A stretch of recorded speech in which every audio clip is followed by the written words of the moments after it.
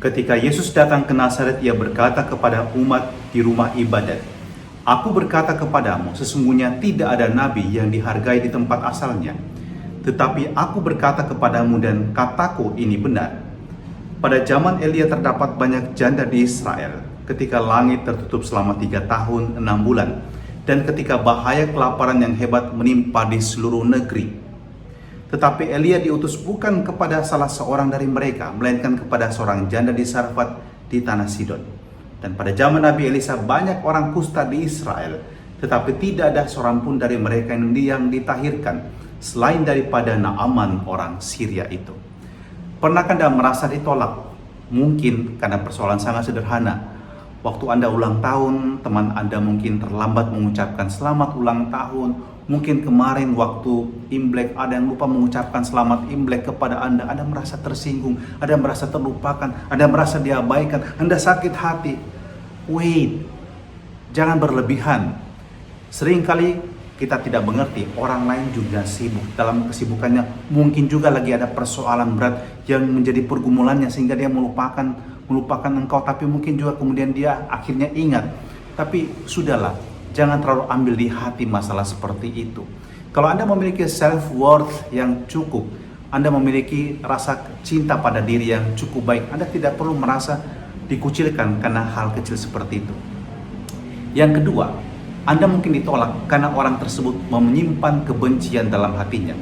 Dan orang-orang yang menyimpan kebencian dalam hati ini mungkin mudah sekali mengkondem orang lain, mudah sekali menghakimi orang lain. Coba lihat, kadang-kadang di media sosial, banyak orang lebih suka memberikan jempol ke bawah atau menuliskan kritik yang sangat tajam terhadap kreativitas orang lain. Even kalau orang lain menunjukkan kemampuannya, banyak juga orang yang tidak puas, orang tidak senang mengkritik, lebih mudah menghancurkan orang lain, lebih senang bagi dia. Dan kata-kata yang dia tuliskan bisa sangat menyakitkan. Orang-orang seperti ini seringkali adalah orang-orang yang sebenarnya membutuhkan pujian, membutuhkan juga bahkan belas kasihan. Karena mereka menyimpan kemarahan dalam dirinya, ada dendam dalam dirinya, ada kebencian yang tidak terselesaikan dalam dirinya. Mereka adalah orang-orang yang memiliki tangki kasih yang kosong. Kasihan, lebih baik Anda doakan dan Anda berkati dia. Yang ketiga, mungkin saja orang-orang seperti ini yang menolak Anda tidak mengenal Anda, siapa Anda sebenarnya. Kalau mereka menolak Anda, bahkan mengeluarkan kata-kata menyakitkan untuk Anda, membenci Anda, wait, mungkin mereka tidak tahu siapa Anda sebenarnya. Bahkan kebaikan dalam diri Anda pun tidak mereka kenali. It's okay, Yesus pun mengalami hal tersebut. Orang-orang sekampungnya juga menolak dia karena mereka tidak mengenal siapa Yesus sesungguhnya. Jadi jangan berkecil hati, bukan cuma Anda ditolak, Yesus Putra Allah pun bahkan ditolak oleh manusia. So it's okay. Berhentilah mengutuk diri Anda sendiri, mengucilkan dan mengecilkan arti diri Anda sendiri, merasa diri Anda tidak berarti. Anda menyiksa diri Anda menangis, bahkan satu ember sudah penuh gara-gara Anda menangis dan meratapi diri Anda. So, let it go. Biarkan semua itu terjadi dan bersyukurlah atas dirimu. Yang keempat, dan mungkin ini yang kita perlu perhatikan, seringkali orang juga menolak kita karena kesalahan yang kita lakukan. Dan kalau ini yang terjadi, Anda harus mengevaluasi diri. Anda membutuhkan kerendahan hati untuk melihat, oh ya, saya melakukan kesalahan, di situ ada kekeliruan, dan kemudian katakan pada dirimu, aku akan melakukan yang terbaik, dan aku akan membuat diriku semakin hari semakin baik, making myself better and even better and better from day to day. Dan yang terakhir adalah, mungkin Allah memiliki rencana yang lain untuk Anda. Jika Anda saat ini ditolak di sebuah tempat pekerjaan atau di sebuah tempat karya, mungkin Anda memulai bisnis yang baru. Mungkin bagi para siswa Anda mencoba masuk di universitas yang itu dan Anda ditolak.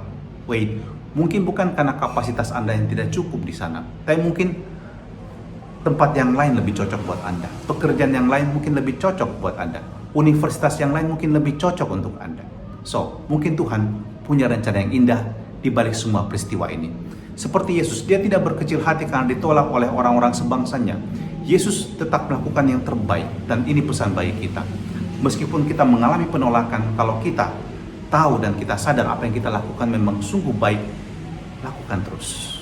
Tapi kalau kita tahu memang kita salah, kita berani mengoreksi diri dengan penuh kerendahan hati.